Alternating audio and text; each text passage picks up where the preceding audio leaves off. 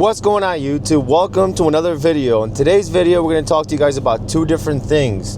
Number one, how is it that I'm able to run a landscaping company from home? Number two, how was I able to retire my parents by the age of 27? Before I get into the video, I want to remind you guys and let you guys know this did not happen overnight, guys. It took a very long time. You know, I took over when I was 15 years old, and I'll tell you guys how that happened. And for at least 10 years, I did not know what I was doing, obviously. I was 15 years old. I was just super hungry, and quite honestly, I didn't have a choice. But it didn't happen overnight. I'm also not saying it's going to take you 10 years to get to where I'm at.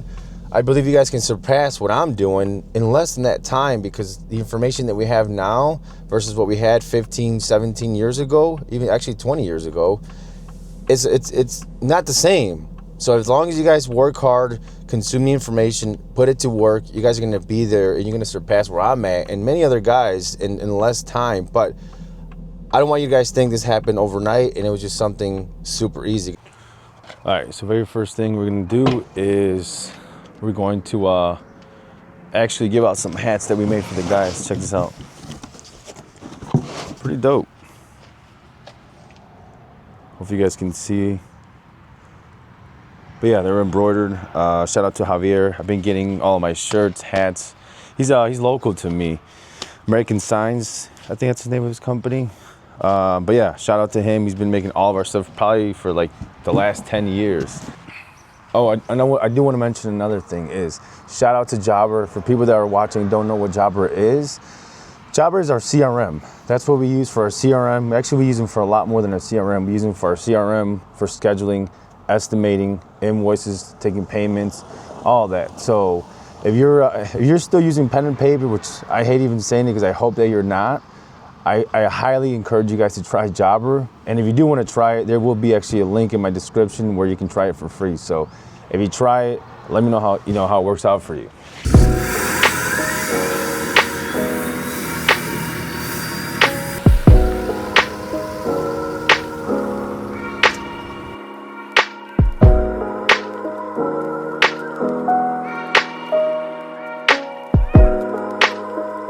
All right, what's the very first thing that we do? So as soon as the first thing we do is, I think, is we pull up the plans that Stanley, shout out to Stanley, back in the office. That's why you guys don't ever see him, because Stanley's back in the office. Cool, check this out. So this gives you a really good idea of what's gonna happen here in the front. And then we got all the plans. So remember that this is one of the biggest reasons why we require design to build. Because once the design is locked in, you can just give these plans to anybody and it's game over. Impossible to mess it up. Yep. So this is the area we're going to be working with. So obviously we're going to be taking this out here, new walkway coming this way. We're going to be overlaying that porch there. Same thing with that step. Now we're going to I'm going to have them lay it out, spray paint it, mark it, and kind of go over details. You guys will see that here in a little bit of, what goes down. La misma tapa, unos a todo alrededor, va la tapa, va de esa aquí tapado. Obviamente hay que asegurarnos que llega más para abajo que nada.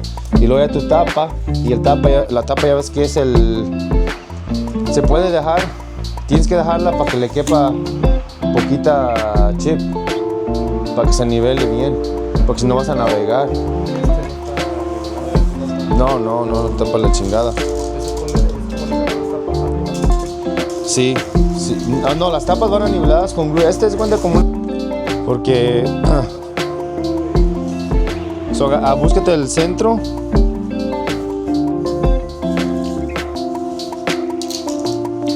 Hay que dejarla de 7. Mira, préstame. I forgot to mention to you guys, we do have another crew working in the backyard. I've showed this on my Instagram story, but if you guys don't follow me on IG, you're missing out. So what I'm gonna do is while they spray paint everything right now, they got at least a very good idea of what's gonna go on. I'm gonna go check in the crew in the backyard, and I'll get to show you guys what we're building back there as well. Yeah. Estas sí las dejamos, pero estas sí las quitamos, como que tienen la grava. Sí. Here, check this out. It's a raised patio. There was I think a 10 by 10 concrete slab here before. That's what they got with the builder, and they decided to do something a lot nicer. So let me show you guys the actual design. Hopefully you guys can see it.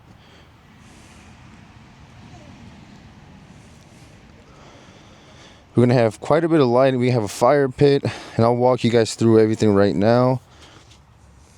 Like I said, hopefully you guys can see it. If worst case, I'll throw some images on the screen so you guys can actually see the design.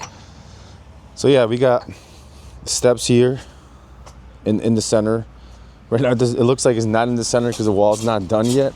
And that's the way we had to do it to continue to have access inside. We have, I think, 5 semis of gravel so far. So we have our steps, and then we're gonna have our entrance there. I think the opening is gonna be about 6 feet wide, and then you have the steps on the outside. I think they total at like 9 feet. I think 9 feet wide. So as you guys can see, we had to.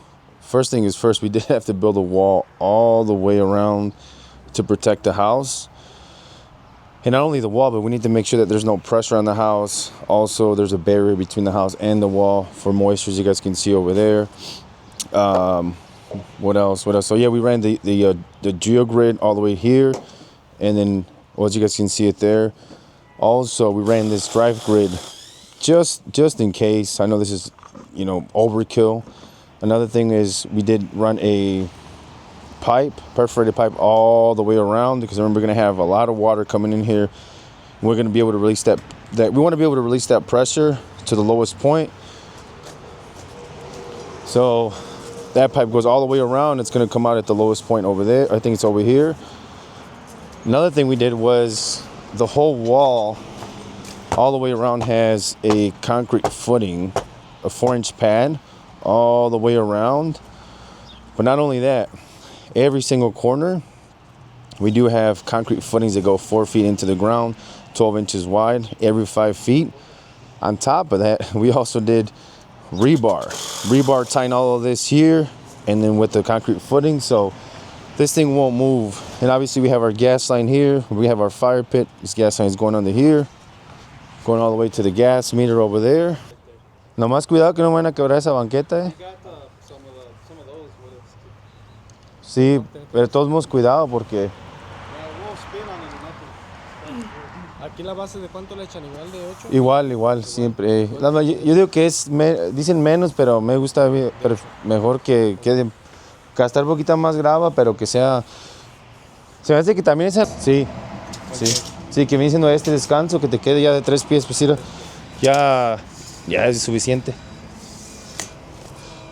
Y otra cosa, los gutters, estos sí. Sí, bueno, ya después, pero aquel sí. ¿Qué se oye? Sí. Este sacarlo para abajo, y acá al otro lado ya con que llegue aquí así, lo que lo alcance aquí 2 pipas. Aquí si pueden ahí a tirar con Manny mejor, ¿no?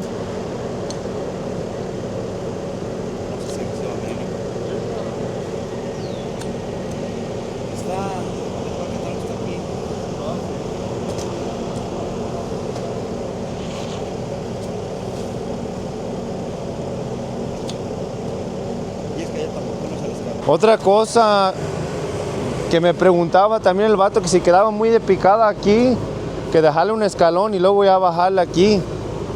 Pues ya sería como cuando cuando yo ponga la base del escalón, meta una línea, a ver qué tanta bajada se mira. Sí, también eso hay que discutir eso, porque sí está, pero no estaba muy de bajada. And just like that, we're all set up.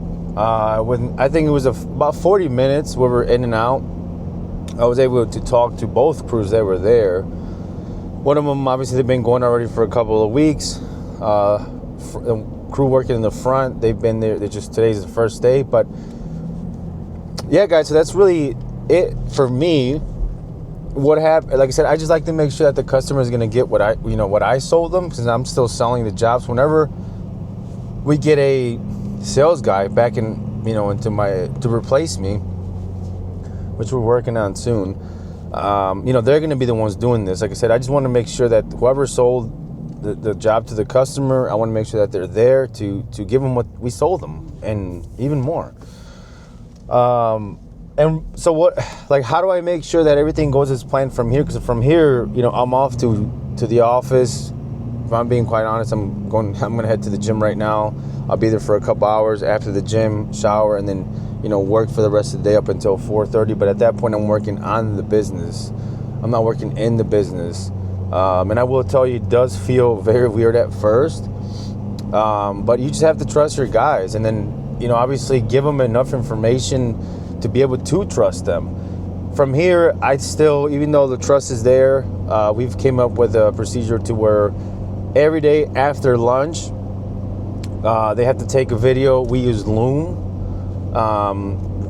You know, it's a free app that anybody can download. And yeah, we use Loom. So we get a video in Discord. So me and my office will see, you know, what the progress is, or if I see, and then I'll quickly skim through them, or Stanley in the office will skim through them if he sees any flaws or anything like that. That's when we address it. Also, at the end of the day, we get another video before they leave, and it takes them 30 seconds. They take the video, copy the link into Discord, and then boom, you know, I get another update to just make sure everything's good. And if for some reason they run into any issues, like, which is rare, you know, that they're unsure of, they can always FaceTime me, or, you know, send me a video. Typically, we just have them send the video through Discord, and then I respond to it, or FaceTime if it's really needed. But that occasion is rare. And yeah, and then I'll do my walk, and I'll still do walkthroughs. You know, if we have 5 job sites at a time, then 6 job sites. It depends, right? Like, I'll still come and do walkthroughs a lot of times when they're not even here, but it takes me 30 minutes, boom, just do the quick walkthrough. And you know, like the one in the backyard, they've been there for probably a month. And then maybe once a week I'll check in to see everything in person, just to make sure everything's good. Sometimes even talk to the homeowner, you know, just to give them that peace of mind. But that's really it, guys. And I will say, this has the biggest reason why we're able to do this is requiring a design to build. See, most guys, and even me when I started, I would say, like, that walkway in the front, that overlay and steps is nothing extravagant, right? Nothing crazy. And I'll say, you know what, fuck it, we'll just, you know, spray paint it and do it the old way, you know, and just, I don't know, the harder way. And then you try to show that to somebody else or transfer the information. It's nearly impossible. That's why you have to be there. So I will say that, you know, I have to say that requiring designs for every project that you build is key, and it has been key for us. You know, because at that point the customer knows what they're going to get exactly, and then at that point everyone else can be held accountable for that same outcome. And there's no guessing at all. There's no guessing. And even then, still, there's some times where we have some, you know, mistakes here and there, because, you know, design, even like when people come up with, you know, AI designs, all that, like, it's not accurate up to scale. But yeah, I mean, all of our designs are up to the inch. But even then, you know, still, there's some things that you do have to figure out on site. And that's why we do have a walkthrough in the middle of the project with the customer, just to make sure everything's going well. But yeah, guys, it's pretty straightforward. There is other small things behind the scenes that you guys didn't see up until this point. But we have an SOP, a checklist for every single thing that we do. That way, every step of the way, you know, let's say when I sell the design, sign the deal, collect down payment, there's an SOP that I follow, that I have to make sure that all those things on the checklist are done. Once that gets transferred over to the permit department, which is my wife Adriana, she also has a checklist. So every step of the process does have a checklist that we all have to check off. All right, guys, I'm gonna wrap up this video here. I hope it was helpful to you guys. Like I said before, anything else you guys want to see, drop it in the comments. But other than that, comment, like, subscribe, and we'll see you guys in the next one.